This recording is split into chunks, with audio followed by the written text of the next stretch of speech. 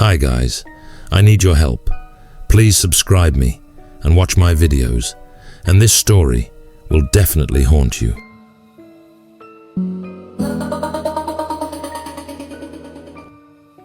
Colt was only 13 years old when he rode as fast as he could away from Benji and Caleb, the most menacing boys in Troop 0172. It was the dead of night, and only the faint orange moonlight lit the narrow path for Colt's tiny canoe, which was starting to overflow.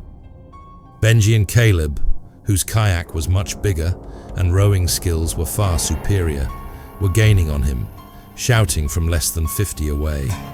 "Give up, faggot!" Benji hollered, his ugly words bouncing off the tide. "Just give up!" Caleb followed, his voice slightly straining.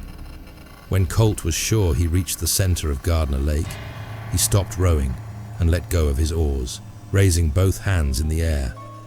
The kayak approached, practically bumping the canoe, and the boys laughed maniacally. Clad in camo shorts, Benji tossed a can of Miller Lite at Colt, which he dodged easily. Caleb bit his lip as Colt crossed his arms, waiting for whatever the boys had in store. "I should kill you right here!" Benji spat into the water, clenching his fists. "I will slice you like the fruit you are!" Colt sighed as Benji drew a pocket knife from his shorts. He was ready for this confrontation, even though he had no idea how to fight. Since last summer, Colt had been running from the rumors, running from all the ugly words about him being different and better off dead. He was done running from the truth. "So do it," Colt said coldly. "Slice me like the fruit I am. The thing is, you'll have to slice Caleb after you're done with me." "Colt, don't," Caleb uttered, his lost blue eyes locked helplessly on his. Before they could move, they heard a sound from underneath the water, an odd sound that stopped them in their tracks. It sounded like music from a piano, an old piano, like the one that sat in his grandparents' living room. The notes sounded tinny and creaky, like they belonged in an old saloon. "What the hell is that?" Benji snapped, as the notes grew increasingly louder. "It sounds like Swanee River," Caleb murmured, as Benji shot him a wide-eyed glance, mouthing the words, "What the fuck?" He quickly corrected himself. "Or something. I don't know." The tinny, creaky notes grew increasingly louder. The waves collapsed within themselves, like water at the edge of a fall, cascading down into a dark abyss. They desperately tried to paddle backward, but the violent current sucked them down into the abyss. Colt couldn't scream, as his lungs started to fill with water. He held his breath, attempting to swim to the surface, but the downward current proved much too strong.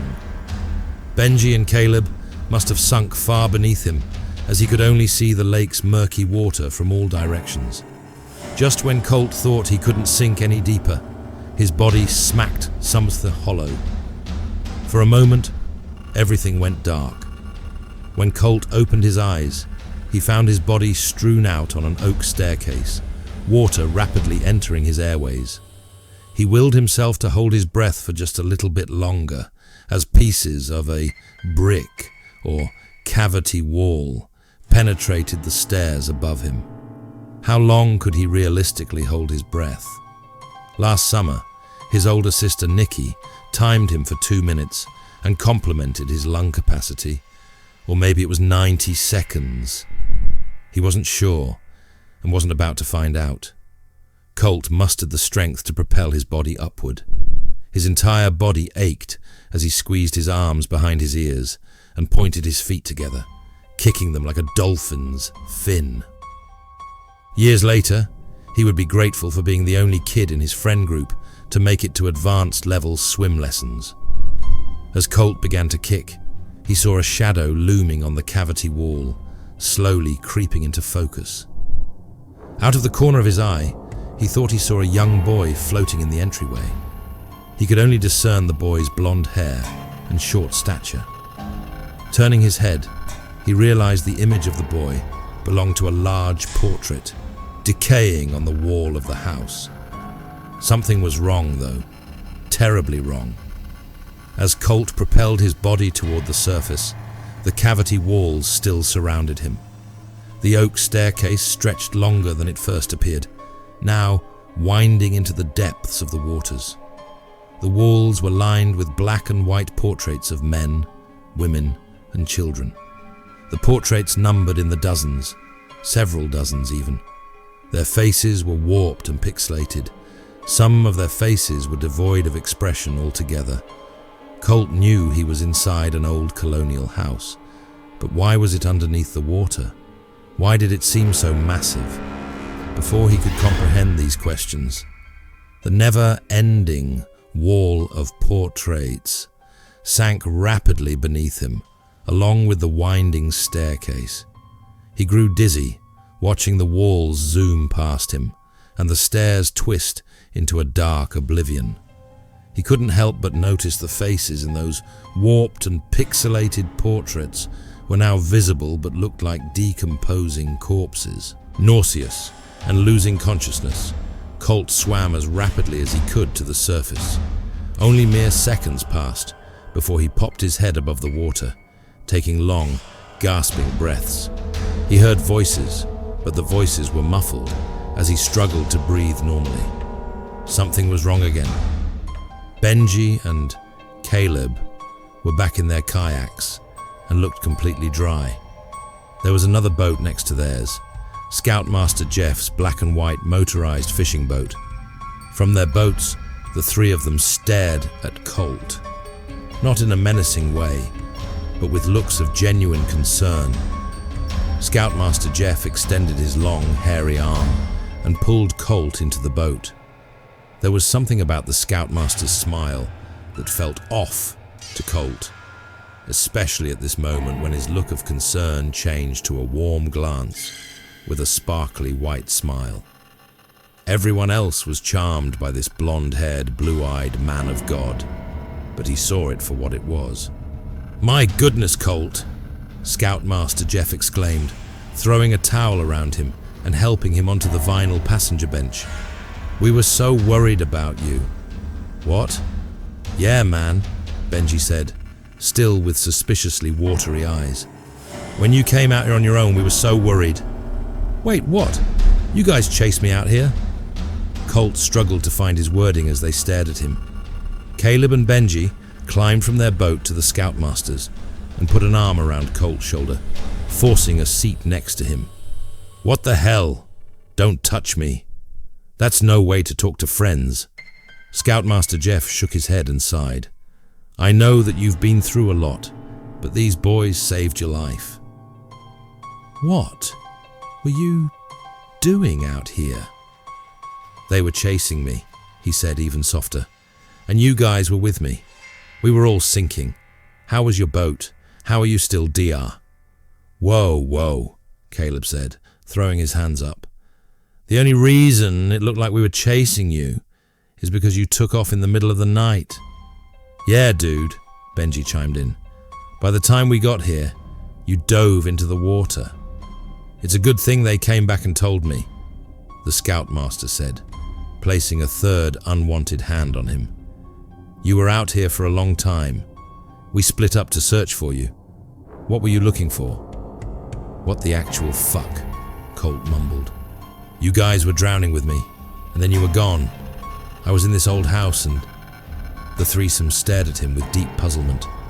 Colt wanted to shout or throw punches at them, but something held him back. He knew it wouldn't be any good.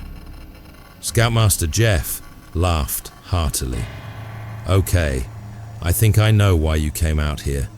Benji, Caleb, I'm not sure if you know this legend, but Colt can tell you about the sinking house." "The what?" "Don't be modest now. Colt, you're a real history buff like me. See, boys, sometime in the late 1800s, a family tried to push their house across the lake when it froze over during the winter. It sounds crazy, but they thought they could do it and had the townspeople help push the house on skis. It was a monumental task, of course, so the family and town took a day's break. The next day, the house started sinking. "What?" Colt said again, in absolute bewilderment. "I guess that makes sense now. I mean, I saw the staircase and portraits and—" Colt's words faded into another hearty laugh from the Scoutmaster. "You have an active imagination. The house sank over 100 years ago. Even when I was a boy, divers had taken most of the valuables from the house. You wouldn't have seen any portraits." "What?" "But I did, and I heard piano music." This time, all three of them laughed heartily. Scoutmaster Jeff patted his back once more, which caused Colt to squirm. "Looks like someone's bought this particular legend hook, line, and sinker." As the threesome droned on about the odd legend, Colt heard the tinny, creaky notes from beneath the waves. Colt shivered and Caleb bit his lip. They exchanged glances for a quick second. Colt furled his brow, which caused Caleb to gulp before turning back to the Scoutmaster. After the conversation ended, Colt and Benji climbed back into their boat, which the Scoutmaster had tethered by rope to his. He tethered Colt's too, which had a small hole in the stern. For the first few minutes, as the boats glided across the waves, the lake sounded peaceful. When they neared the shore, however, the notes of Swanee River played again, this time increasing in volume. The Scoutmaster and Benji were blissfully unaware of that awful song. Then again, maybe they were being purposely deceptive. He was too tired to tell, but knew that Caleb heard the notes when he caught sight of his trembling lower lip. After they reached the shore, Scoutmaster Jeff and the boys moored their boats to the wooden dock and attempted to lure Colt back to the campground. Colt insisted he needed some time alone. Reluctantly, they headed back to the site, which was still lively with activity. Colt stayed on the dock, admiring the orange moonlight and the way it illuminated the lake. He would often sneak out to the docks when the boys told campfire stories or played pranks on each other. On any other night, he would have felt at peace. Tonight, he couldn't help waiting in nervous anticipation for the eerie piano music to return. Tonight, he couldn't help waiting for Benji and Caleb to get him when he least expected it. On the other hand, they might just keep up the charade of claiming Colt dreamt of being chased, just like he dreamt of the sinking house. "Hey, bud," Colt groaned as he heard his tent mate Jordan step onto the dock. "Are you coming back to camp soon?" Colt shook his head. "No, Jordan. Just leave me alone." "Whoa, I just came out here to see how you're doing." Colt turned around, groaning more audibly as he saw the only scout considered weirder than him, dressed in an oversized X-Files t-shirt and torn sweatpants decked in little alien heads. "We both know why you're out here. You heard them talk about the sinking house and how crazy I am. I don't think you're crazy. Of course you don't." Colt sighed and took a seat on the edge of the dock. "No offense, Jordan, but you're the last person I want to talk to about this right now." "It's not like you have anyone else to talk to," Jordan replied, taking a seat next to him. "Why were you out here anyway?" Colt composed himself with a single deep breath. "You can't tell anyone, Jordan.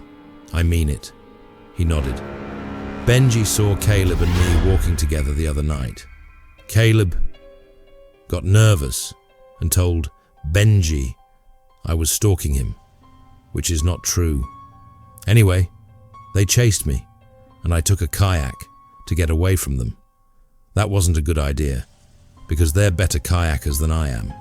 And then, Colt looked up to see if Jordan was still listening, which he truly appreciated. The other scouts would have made fun of his lisp by now, or told Colt he deserved it. And then we heard this weird piano music and started drowning. I know it sounds crazy, but it was like we were sucked down a vacuum or portal or something. I ended up in this sunken house. It had a staircase and creepy portraits.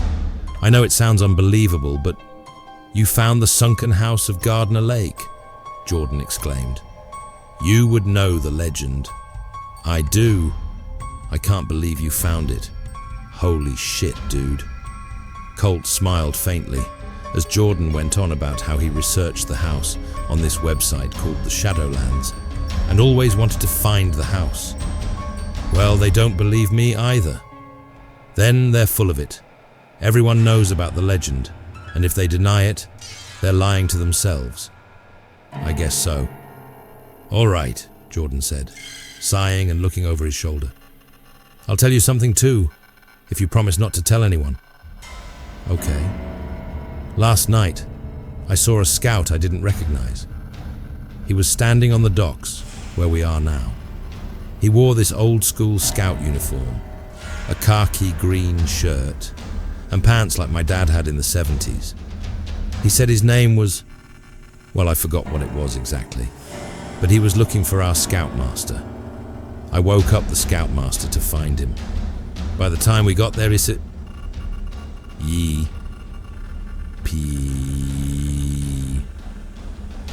You're saying you saw a ghost? All I know is there's a lot of strange stuff out here." "How did he react?" Colt laughed as Jordan made his best impression of Scoutmaster Jeff, bulging his muscles. "Listen to me, Geordie boy. I am your Scoutmaster. You must be a manly man like me and not believe in any ghost stories." He doesn't sound like Arnold Schwarzenegger. He might as well with his fake macho attitude. The boys joked and made impressions of Scoutmaster Jeff and the other campers until they drifted off to sleep. Colt had fallen asleep on the dock before, but tonight was different. Jordan knew he was weird and didn't care. Colt envied Jordan's carefree attitude and lack of humility. The dull sounds of crickets and waves lulled them to a deep slumber.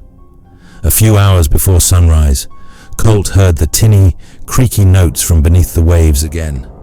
The notes no longer resembled Swanee River, but a much older song, one he didn't recognize.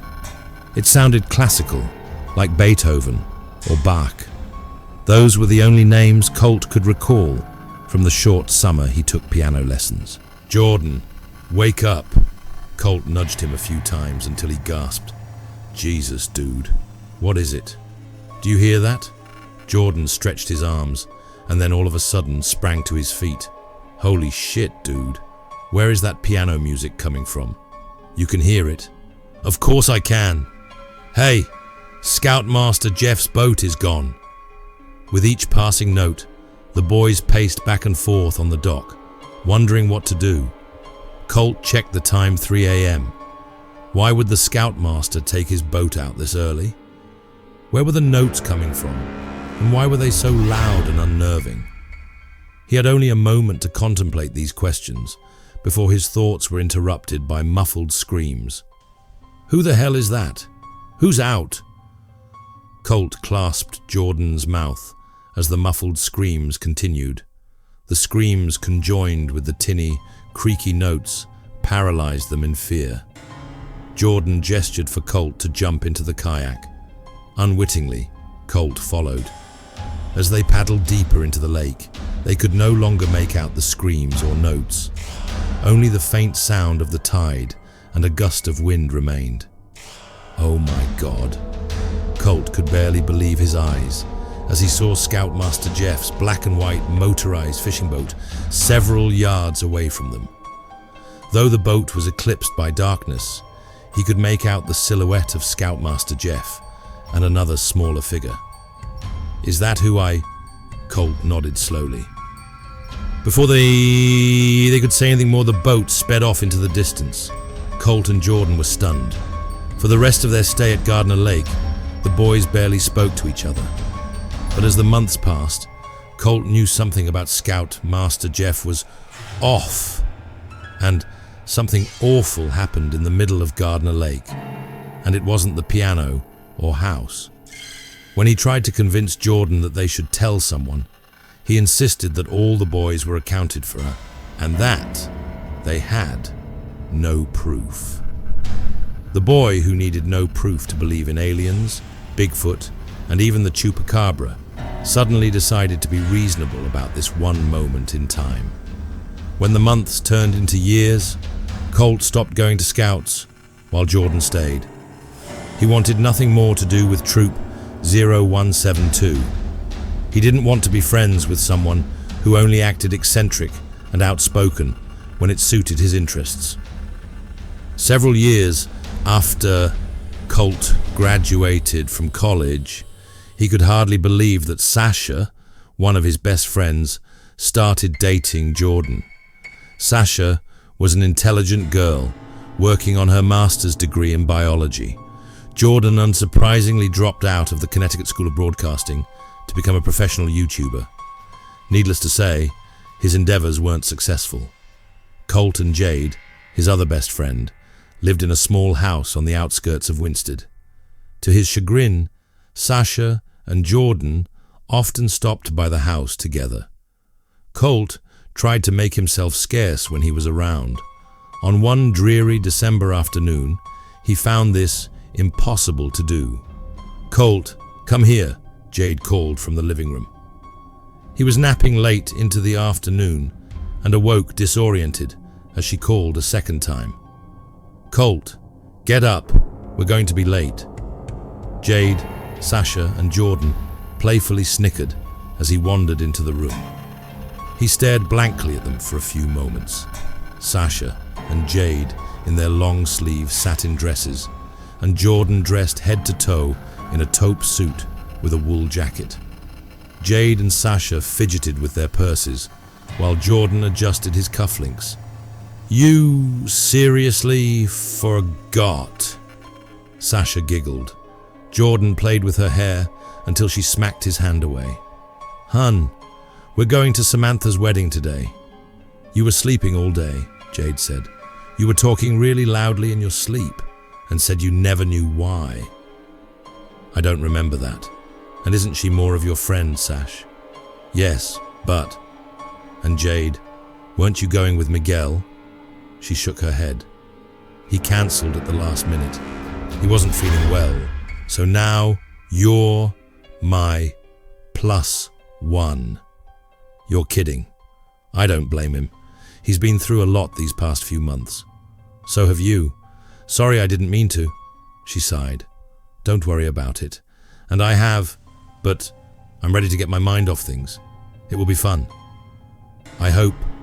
"Where is it?" Colt asked, rubbing his eyes. "It's at the Viridian." Sasha perked up as she said the name. "It's a really adorable rustic venue on Gardner Lake." Colt and Jordan exchanged wide-eyed glances, chomping their lips.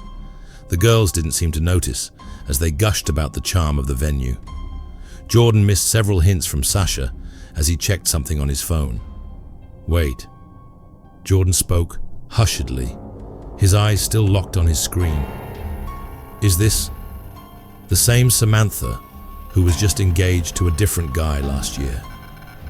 "It was a few years ago, Jordan." Sasha groaned and nudged him. "She's been with this nice guy named Caleb for the past couple of years." Colt and Jordan exchanged the same glances, even more wide-eyed this time. "Saunders?" Colt uttered. "Caleb Saunders?" "How did you know?" they said, in almost unison. "We went to Boy Scouts with him." Jordan looked up from his screen and exhaled deeply. "He's kind of an asshole." "Jordan!" Number 4 once, Jordan's right. He and his best friend Benji used to pick on us when we were little. "That sucks, hun," Jade said, slinging an arm around his shoulder. "Kids are the absolute worst. But it's been like, what, 15 years? Almost. People change. Let's go, guys." Sasha tugged Jordan toward the door. "What's wrong, Colt?" "Nothing." "You sure?" "I got to get changed into something nicer, and we'll go. Give me like 3 minutes, guys." They laughed, as if they had forgotten about Colt in his t-shirt and sweatpants. In his bedroom, Colt discovered the wedding invitation Jade dropped on his bureau.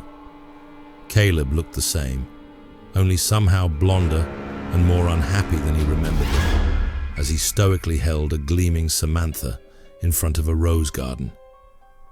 The last time Colt saw him happy, they were 12 and holding each other in Caleb's bedroom, genuinely enjoying each other's company. Caleb's father hosted scout meetings, which often led to the boys sneaking off while the other parents and kids engaged in some menial activity. The boys had been best friends since elementary school and even took piano lessons together. Swanee River was one of the first songs they learned on the piano. The closer they grew, the angrier his father became. He never found out anything they did, but his suspicions were enough for him to send Caleb on some kind of religious summer retreat with Scoutmaster Jeff and a few other scouts from his camp.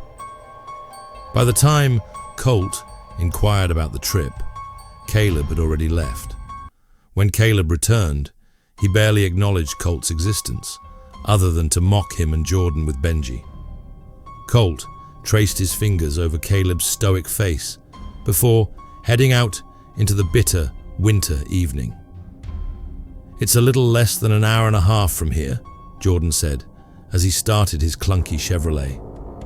Colt and Jade squeezed into the back seat around boxes of clutter and discarded cans of soda. "Excuse the mess, guys. Don't worry about it," Jade said, swatting some cans onto the floor. After a while, Jade noticed how unusually quiet the guys were. "This guy must have been awful to you, huh?" "Jade!" Sasha exclaimed as Jordan nodded straight forward. "I thought we said that people change." "You said that." Jordan was still unusually quiet. "People like Caleb and Benji don't change. They made our lives miserable every chance they got." Sasha sighed. "Really? I'm sorry, guys. He seemed so nice when I met him and Sam for brunch a few months ago. What did he do?" "They chased me," Colt said softly. "They chased me by boat into the middle of Gardner Lake, saying they were going to kill me." "Tell them the other part," Jordan said hoarsely. "They won't believe me. They won't believe me. They'll believe you." "Colt?" He stared blankly out the window before his name was said a few more times. "Yeah, sorry. It's hard to think about. They said they were going to slice me like the fruit I am, and we were pulled under by this weird rip current. I sank deep into the water and saw this house." "Sorry," Jordan chimed in, perking up a bit. "Sometime in the 1800s, these people tried to push a house across the lake when it froze over in the winter. The house sank. Some say it was haunted. We even heard piano music coming from the lake." "Thank you." Jordan. Okay, sorry. I lost my train of thought. Anyway, the house was really old and had these strange photographs. When I came to the surface, I saw my scoutmaster with Benji and Caleb. The two denied they ever chased me. They denied being pulled underwater. The whole thing was weird. The rest of the summer, they taunted us mercilessly, Jordan said, clenching a fist. They taunted Colt for seeing the house and us, for hearing the music on the lake. They accused Colt and me of being together and spray painted of G outside of our tent. I kicked both of their asses for that. I don't remember that, Colt said faintly. Beyond the morning, they spotted the Scoutmaster's boat. The remainder of the summer was a blur. Perhaps he was so angry at Jordan for not wanting to say anything that he forgot the rest. I quit scouting shortly after, but Jordan's right. They didn't change. They were assholes in high school too. I couldn't be out because of guys like them. Luckily, only they thought they were cool, Jordan said. Being a scout in high school isn't the popular thing to do. Trust me, I would know. I wouldn't be surprised if that asshole Benji is the best man. He is. Sasha was surfing her phone, thumbs shaking. Benji's the best man. And who did you say the name of your scoutmaster was? I didn't. Jordan turned onto the interstate highway, struggling to keep his old Chevrolet steady in the wintry mix. Scoutmaster Jeff, he was a well-liked religious do-gooder, but I saw straight through it. He's the officiating pastor, Sasha uttered. I'm sorry, guys. I totally didn't know. We can leave as soon as it's over. That's probably for the best, Jade stated firmly. I had no idea when I met him either. Yeah. Colt kept his eyes fixed on the road. We can use travel or something as an excuse. Well, wait a minute, Jordan said. Maybe I could capture some footage of the lake for my YouTube channel. Don't even, Jordan. Sasha put a hand on his leg. I thought you were giving that up. Jordan ignored that remark and fidgeted with the dials on the radio. I'm sick of listening to my playlist. So are we. Jade laughed. There's only so much rockabilly we can take. That's weird. I only seem to be getting one channel out here. 96.1. Hey, it's playing this old-timey music. Really old-timey music. The three of them simultaneously groaned as Jordan turned up the volume and snapped his fingers to the tune of the ragtime piano music. The channel was a bit static-filled, so he turned the dial a bit more carefully. For the next half hour, he annoyed them with this station and imitated a ragtime performer with a transatlantic accent. They pretended to ignore Jordan by being on their phones or talking over the music. When Sasha was sick of pretending, she shouted for him to shut the hell up.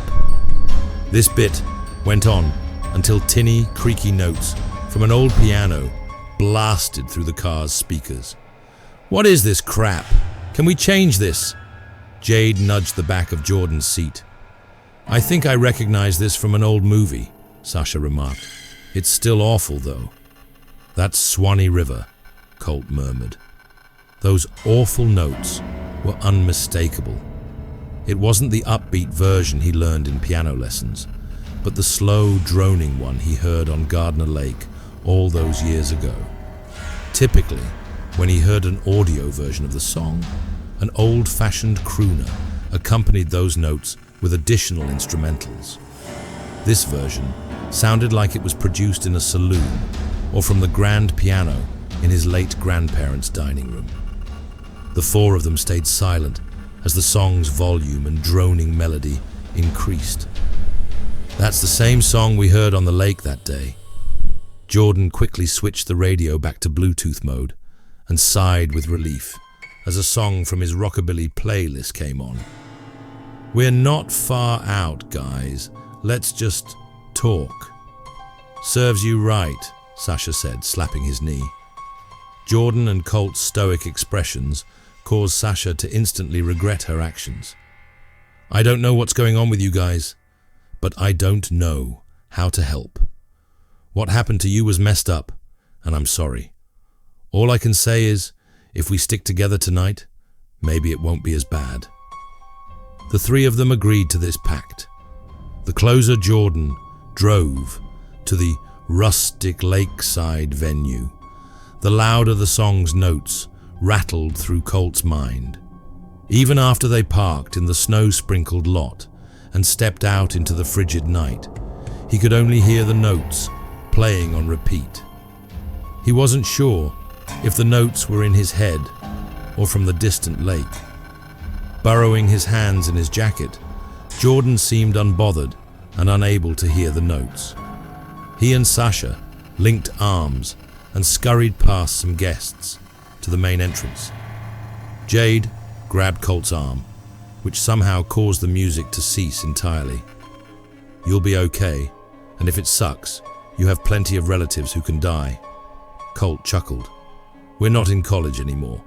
My old Aunt Lucy can't die and get us out of a history test again. Why not? If it sucks, your favorite aunt can have a heart attack or something. Jade and Colt joked about this and other college shenanigans as they made their way inside the lobby for cocktail hour.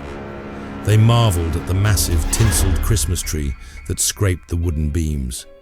Jade remarked how lovely the stone-accented walls were, along with linen-covered cocktail tables.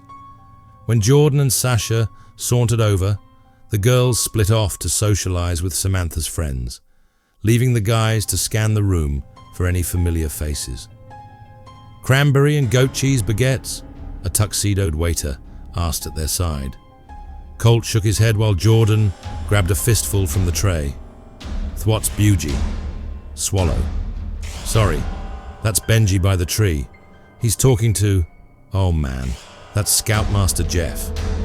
Benji wore the same blue-streaked spiky hair people knew him for in high school, while the Scoutmaster looked just as smug and well-dressed as Colt remembered him, sporting a crew cut and navy suit. Colt and Jordan watched the men reminisce with former scouts and clink glasses together. Something about their happiness made Colt nauseous. Maybe it was Benji's pompous laugh, or the way the Scoutmaster touched all the men tenderly as he spoke.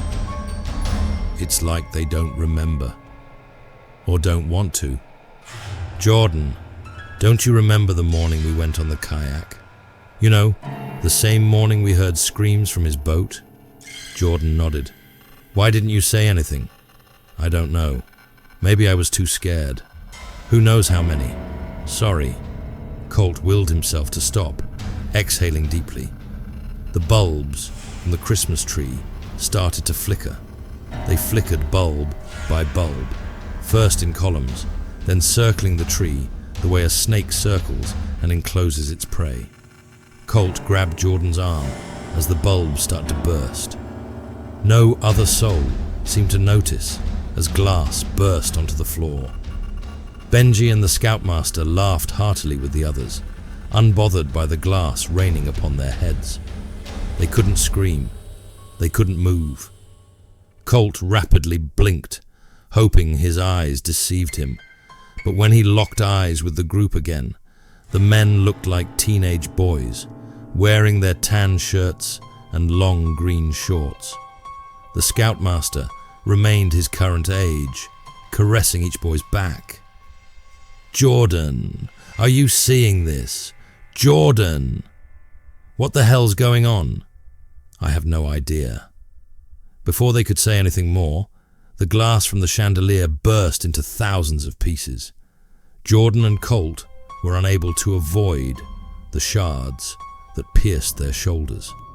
The 100 other guests carried on as if the glass wasn't falling into their food and drinks. Jordan yelped as a shard sliced the top of his ear. He cupped his ear, but blood trickled through his fingertips. Colt reached to help, but then hit the floor as 2 more chandeliers exploded along with the last lingering light in the room. In the darkness, Colt saw the faint flicker of a flashlight. The light illuminated the faces of a dozen boys, all different ages, bringing their forefingers to the brim of their hats. Some of the boys wore the older uniforms Colt only saw in photographs, sporting 5-button, choke collar coats and canvas leggings. Their faces looked older too, with stoic expressions and oil-slicked hair sticking out of their caps.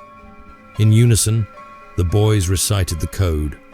"On my honor, I will do my best to do my duty to God and my country, and to obey the Scout law, help other people at all times, keep myself physically strong, mentally awake, and morally straight."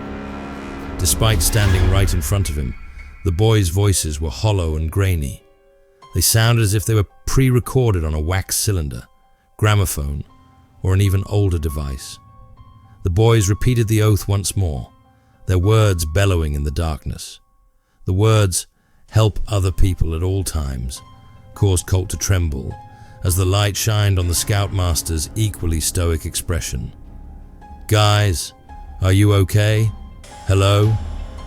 As 2 fingers snapped, Colt and Jordan regained a sense of their surroundings.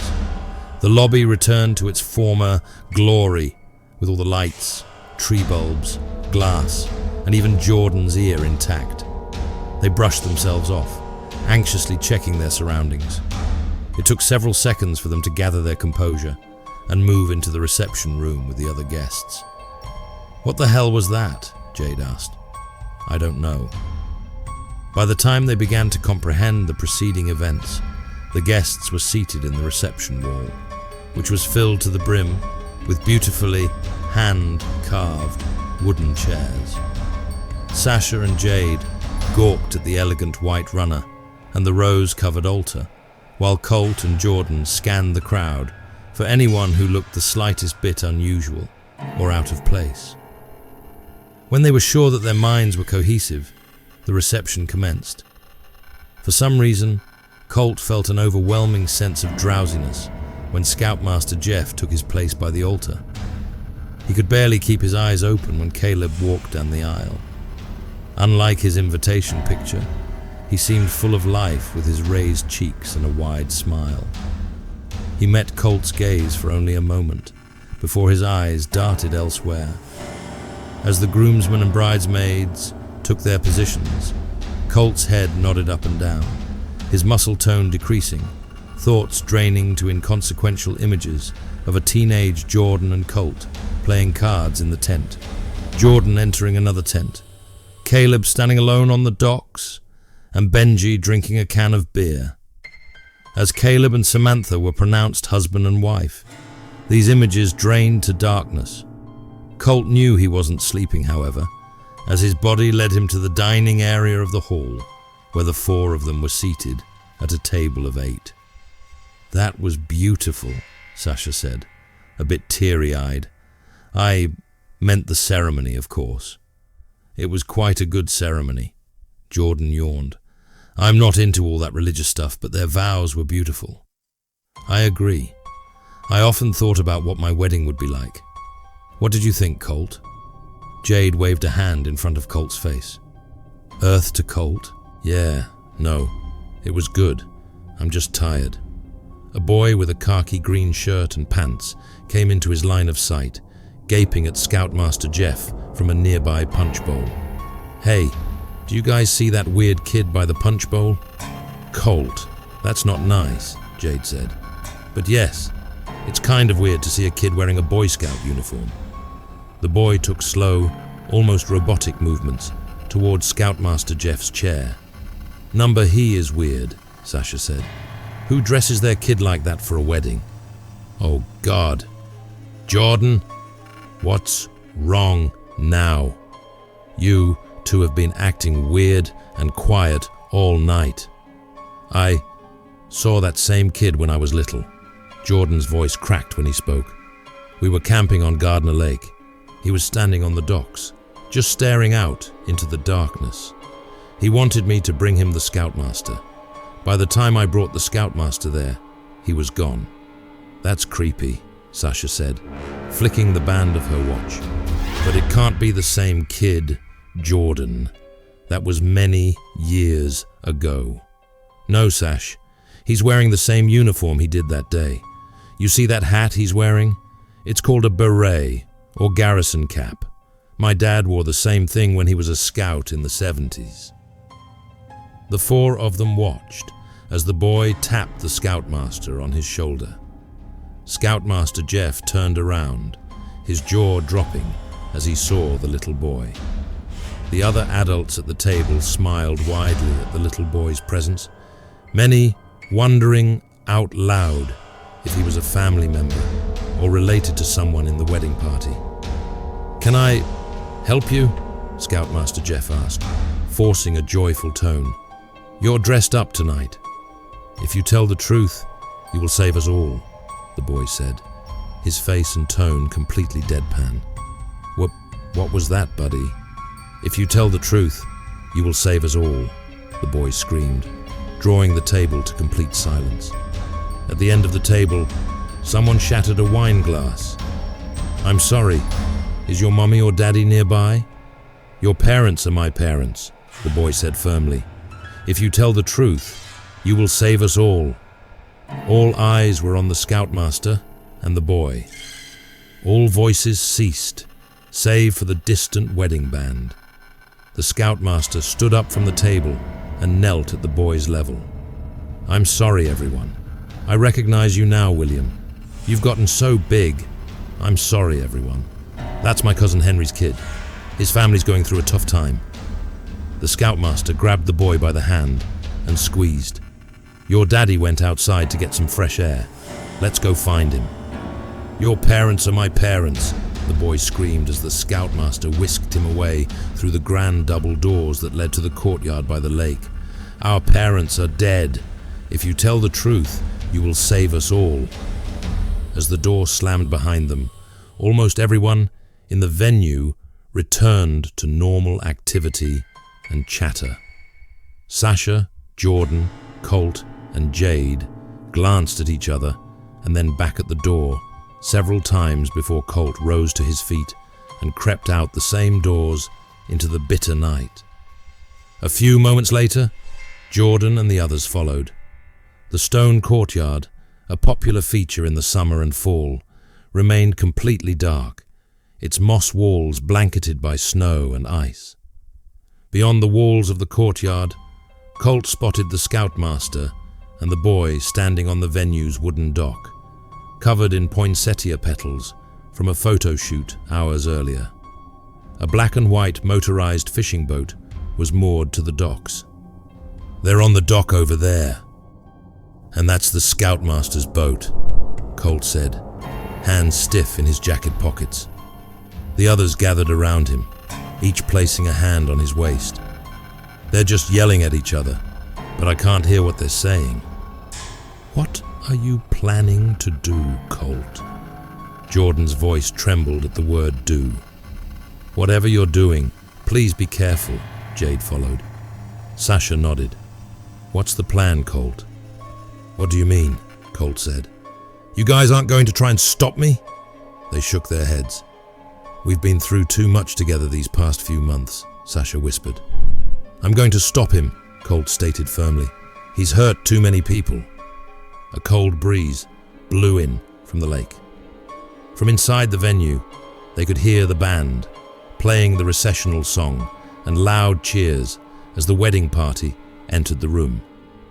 As the music and cheers carried into the night, the scoutmaster glanced over his shoulder, taking a few steps away from the boy.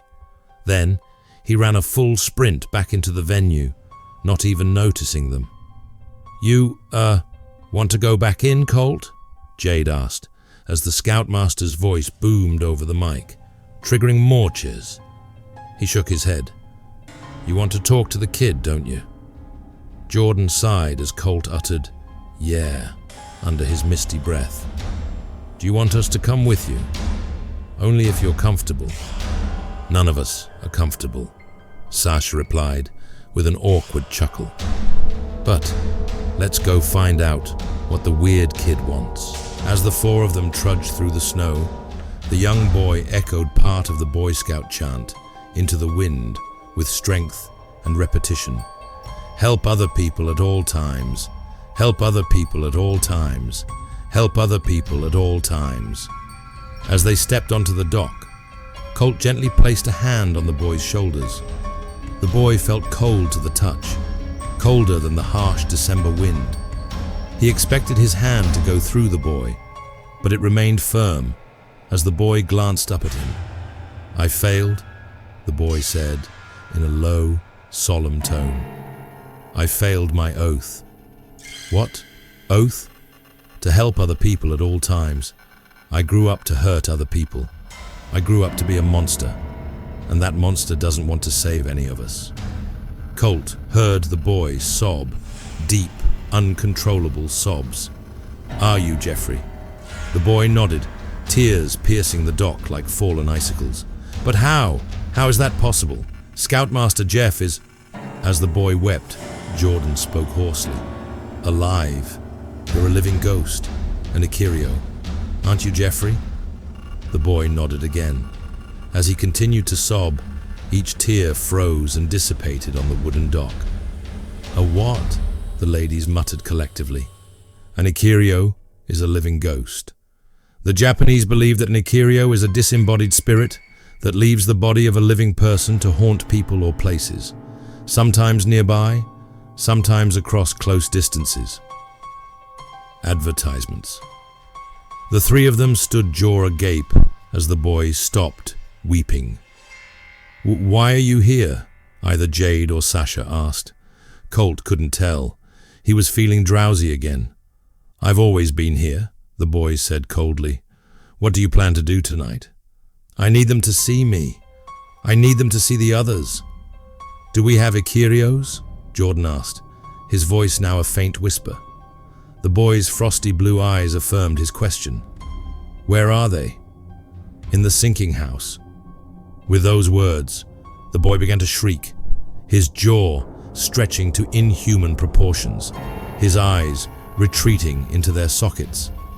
The shriek was so audible and unsettling that it caused the icicles overhanging the venue to crash into the courtyard.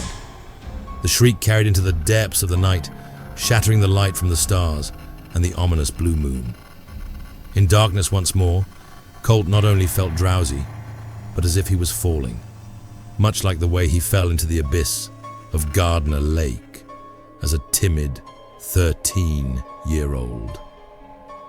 "Ladies and gentlemen," Colt heard the Scoutmaster's voice as he drifted back into consciousness. He found himself standing on the dance floor next to the others, who were visibly shaken, especially Jordan, with moist eyes and teeth chattering. Caleb and Samantha Saunders will take their first dance as husband and wife. As Colt saw light again, the crowd cheered as the newlyweds took their place on the dance floor. "Let's get the hell out of here after this," Sasha harshly whispered. "I have no idea what's going on." The first dance commencing drowned out Jade and Jordan's words. For some reason, the band was shrouded in darkness. The spotlight shined on the couple as they took their places, gazing tenderly into each other's eyes. Colt was surprised about how genuinely Caleb looked at her. She looked beautiful, however, and Colt found himself genuinely happy as they began to dance to a song he recognized by the band Lifehouse, but forgot the name of. "This is the first normal thing about tonight," Colt said. All the others could do was nod and smile hesitantly as the two glided across the dance floor in an elegant waltz. As the minutes passed, they smiled warmly at the happy couple and clapped as they moved into a break with an underarm turn. "You both are right," Jordan said, not knowing whether to smile warmly or shiver at the thought of something else happening. "This is surprisingly beautiful, but let's make our exit after..." Suddenly, the music stopped and the spotlight shifted from the happy couple to the little boy, who was now holding a sleek silver condenser microphone with a long handle. The feedback from the microphone caused many people to cover their ears. "I would like to dedicate a song to the happy couple to free the spirits within us tonight." The audience awkwardly clapped as the spotlight shifted to Scoutmaster Jeff. The hesitant clapping turned to loud, raucous applause as the boy motioned for the Scoutmaster to step up to the microphone. "I would like my cousin to sing this song with me." The boy's voice became distorted, and the feedback from the microphone increased, booming so violently that the crowd ducked and gasped as it boomed into the walls. The Scoutmaster shook his head furiously, but then the boy curled the mic's handle, causing him to slide across the floor into the center of the dance floor. "I think the band knows this song." The boy twisted the mic again, and the band started to play the familiar, awful song that had haunted the lake for many years. The five-piece band was stunned as they started the notes of Swanee River. The piano player and saxophonist appeared to be losing control of their fingers, while the bass player and guitarist seemed to enjoy the notes coming from their instruments, eyes completely glazed over. The boy twisted the microphone twice more, subsequently twisting the jaw of Scoutmaster Jeff and the movements of Caleb and Samantha into a smooth swing. He laughed heartily, extracting the notes and movements of the God-forsaken song from all involved. Way down upon the Swanee River, far, far away, there's where my heart is turning ever, there's where the old folks stay. As the boy sang, The band played and the Scoutmaster unwittingly sang along. The ground underneath them shook, shifting the tables and chairs. The audience screamed along with the band as they scrambled to grab their instruments and stay afoot. Jordan helped Sasha to her feet, and Jade helped Colt to his, while the boy remained at the microphone, singing the chorus once again. This time the words caused Colt to have an even sharper migraine. Then, a bright flash exploded across the room, overwhelming Colt with countless memories. Colt saw himself at 12 in the living room, with Scoutmaster Jeff and his father. His father was sobbing and angry. The Scoutmaster explained to him that his urges were natural, but required self-control. Colt saw himself at 13 in a dark tent, waking up to the Scoutmaster, breathing down his neck. The Scoutmaster explained that Colt had a medical emergency and needed monitoring. Colt saw himself at 11, asking Jordan why he was crying after he came home from a fishing trip that Colt had missed due to being ill. Jordan told him he had taken a bad fall and had an upper leg injury to show it. Colt saw himself at 14, a year after he quit Scouts, talking to Jordan in the cafeteria about Benji being arrested in the parking lot of a 7-Eleven, smashing beer bottles and screaming. Benji claimed in court that his father had abused him. Colt remembered Scoutmaster Jeff picking him up from high school and bringing him to AA meetings. Colt saw himself as a sophomore in college, abruptly ending a romantic encounter after being touched below his waistline. Later that night, Colt cried to Jade that he didn't know why he was so scared. When the bright flash ended, Jordan and Colt looked up at the ladies with tears in their eyes. "Scoutmaster Jeff is a monster," Jordan screamed, pushing a chair into a table. "I was only a kid. I was only a..." Sasha grabbed Jordan and pulled him in closer, while he screamed into her chest. "I never knew why," Colt said, as Jade hugged him. "I never knew why I was so scared until I remembered what that man did to me." The crowd was abuzz with chatter as several more men, including Benji and Caleb, approached the Scoutmaster, who stood unmoved as 4 men approached him from all sides, each one more rage-filled than the other. "You said my father caused my bruises, but he never touched me," Benji screamed, raising a fist to his face. "I should kill you right now. You told me I couldn't like guys and girls." Caleb took a step closer as the Scoutmaster bit his upper lip. "My parents sent me to therapy because of you, but they didn't believe me when I told them. I can't..." Caleb stormed off into the vast sea of angry and confused faces, which were gathering nearer as the men continued to shout. Samantha frantically chased after him. "Our parents trusted you," a dark-skinned man with a fedora said solemnly, grabbing the lapels of the Scoutmaster's jacket. His twin brother, who wore a matching fedora, hung his head low, shaking violently. "They trusted you to take us on a fishing trip because the bastards, they both had to work. You know what you did to us." The Scoutmaster took a few steps back.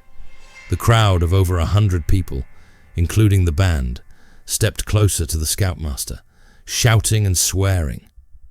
The little boy stood motionless in the middle of the floor. The Scoutmaster scrambled to the serving table and grabbed a butcher knife, raising it in the air.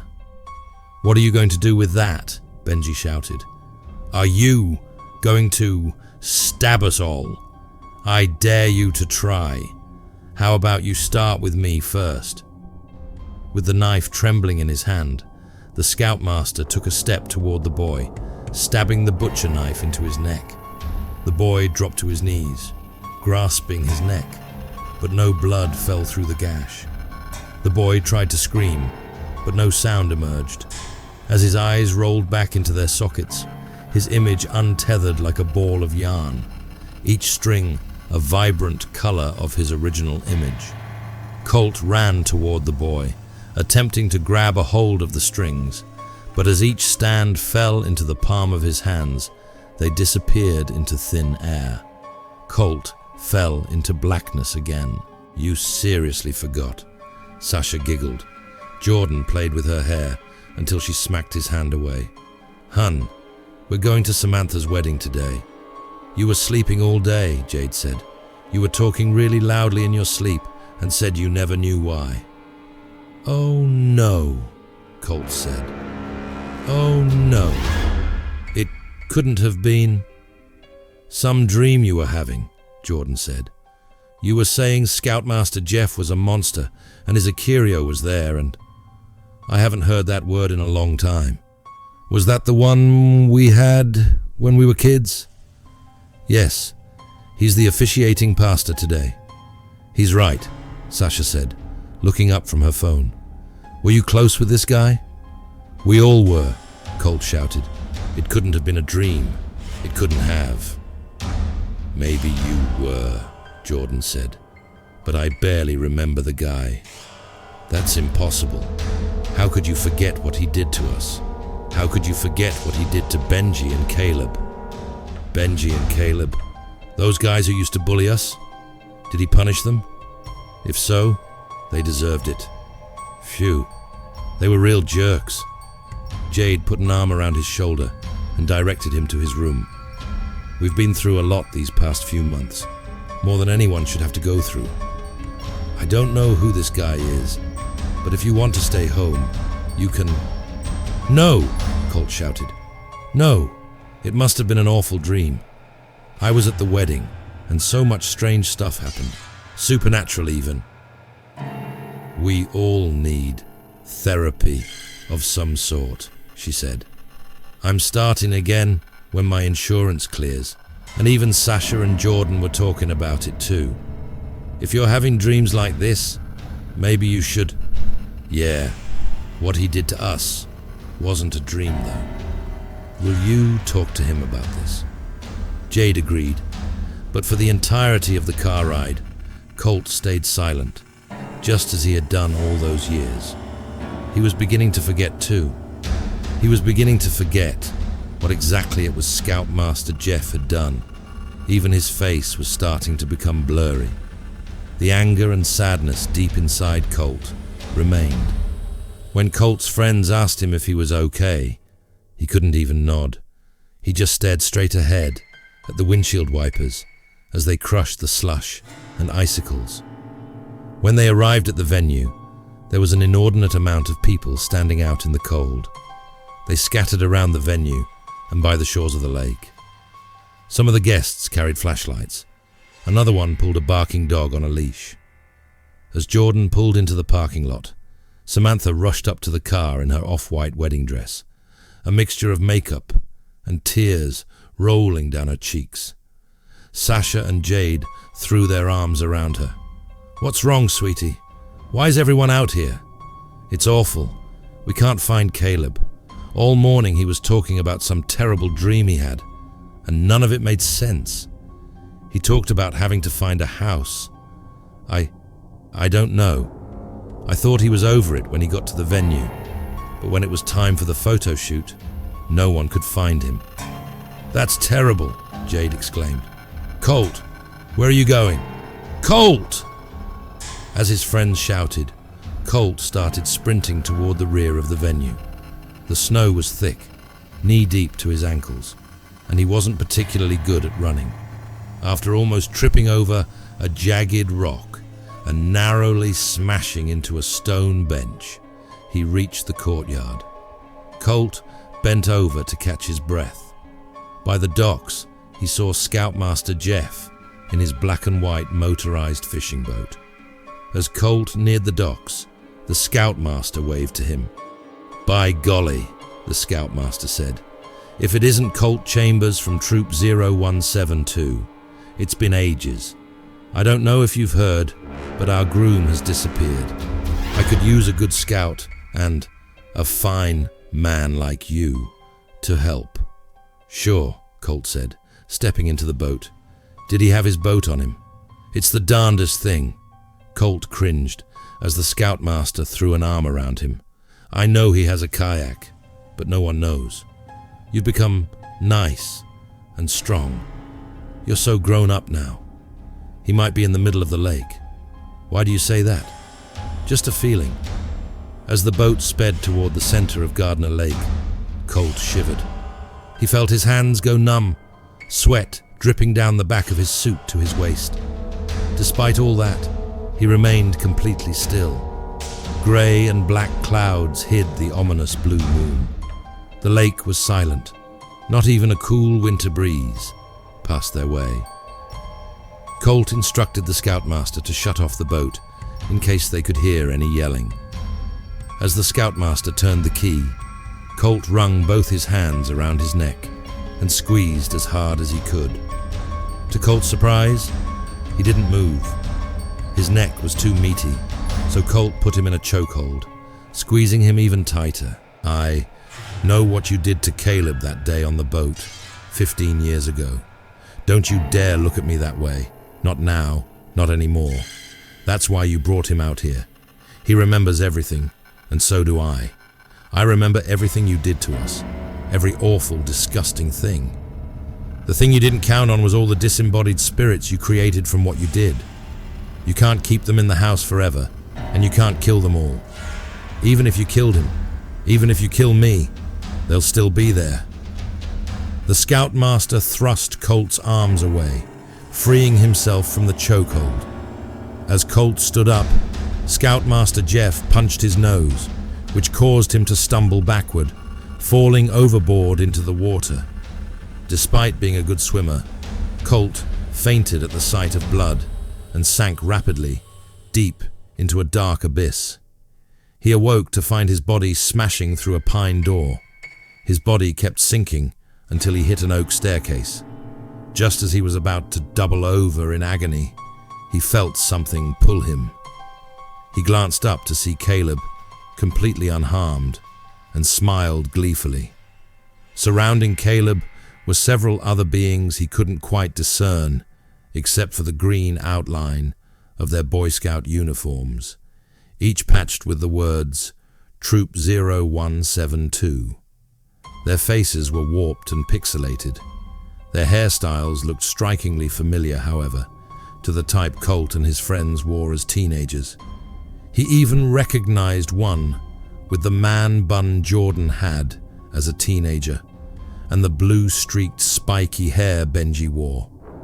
Colt, Caleb, and the beings, which now numbered several dozen, pushed their way to the surface as the never-ending cavity.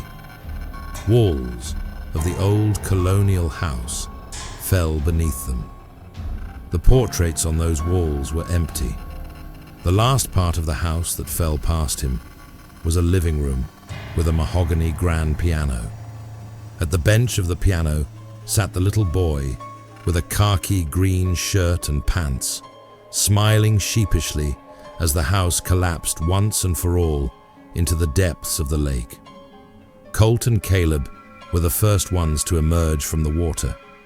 The black and white speedboat circled the perimeter, its propellers chopping through the waves.